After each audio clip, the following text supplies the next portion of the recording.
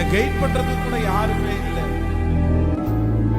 இப்படி போப்பா அப்படின்னு சொல்றதுக்கு யாரும் இல்லை. அப்படியே பெத்து போட்டாங்க, அப்படியே பெத்து விட்டாங்க. அவங்கள நான் குறை சொல்லல, அவங்களாலையும் ஒண்ணும் முடியாது.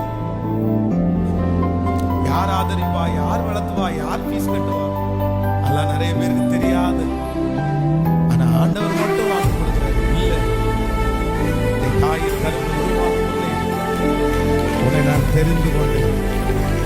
எப்ராயிமே, எப்ராயிமே, உன்னை நான் எப்படி கைவிடுவேன்?